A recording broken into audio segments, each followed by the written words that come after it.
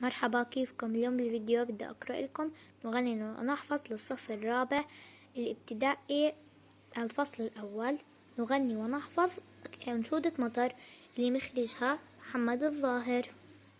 قبل ما نبدأ الفيديو ما تنسوا تعملوا لايك وشير وسبسكرايب وتشتركوا بالقناة وتفعلوا زر الجرس ليوصلكم كل جديد.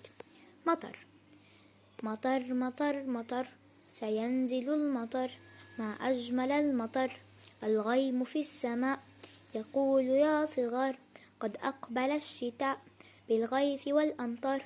سينزل المطر فترتوي السهول وينبت الشجر والزهر في الحقول وتضحك الجداول وترقص السنابل ويفرح البشر.